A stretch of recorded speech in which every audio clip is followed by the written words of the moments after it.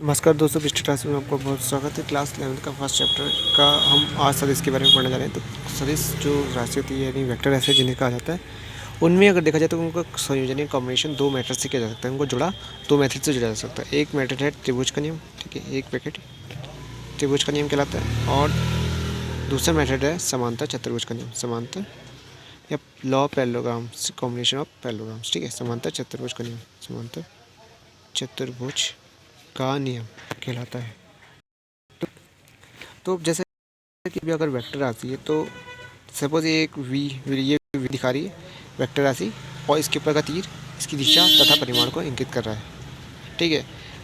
और सदिश होने के लिए आपके पास दो चीज़ें होनी आवश्यक है, परिमाण यानी कि उसका अपना मैग्नीट्यूड होना चाहिए, और दूसरा उसका अपना क्या होनी चाहिए, दिशा होनी चाहिए, यानी कि इसकी कोई ना कोई डायरेक्शन है। तब हम कहेंगे जो राशि है ये एक वेक्टर राशि यानी कि सदिश राशि है। तो वेक्टर राशि को अगर दो से अगर आपके पास वेक्टर आपको प्रेजेंट या दो से अच्छा आपके पास है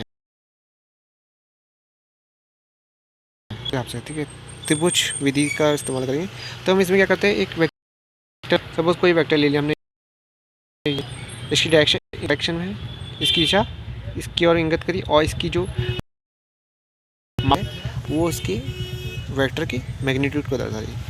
और दूसरा वेक्टर हमने ले लिया, एक वेक्टर ले लिया क्यू, और ये भी वेक्टर है, इसके ऊपर से एक तीर का निशान आ रहा है। तो ये दो तरीके से आपको दो वेक्टर दिखाई देंगे। आइए तो किस तरीके से संयोजन किया जाता है। तो आपको पता होगा त्रिभुज जो होता है यानी कि ट्राइंगल जो होता है वो तीन भुजाओं से मिलकर बना होता है। तो एक वेक्टर को हम ऐसे लगा देंगे और एक वेक्टर के पूंछ को ऐसे लगा देंगे। तो इन दो अगर हम यदि दो त्रिभुज की दो भुजाओं को, क्रमागत भुजाओं को वेक्टर के रूप में परिवर्तित करें, इनको वेक्टर माने, ठीक है। एक वेक्टर ये हो गया वेक्टर पी और ये वेक्टर क्यू, ठीक है।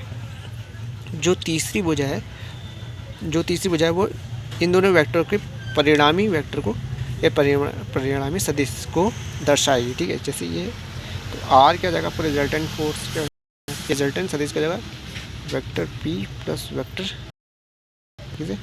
तो आपका इस तरीके से निकालना, ये हो गया त्रिभुज का नियम। ये है त्रिभुज का संयोजन का नियम, वेक्टर को कैसे जोड़ना है, त्रिभुज के नियम के हिसाब से जोड़ना है। और दूसरा आ जाता है समांतर चतुर्भुज का नियम। तो समांतर चतुर्भुज का नियम ये कहता है कि जब किसी समांतर चतुर्भुज की दो आसन भुजाओं यानी कि दो आसन मतलब जो एक साथ लगी हुई है, आसन भुजाई होगी, सपोज ये रिप्रेजेंट कर रहा है और ये क्यू को रिप्रेजेंट कर रहा है।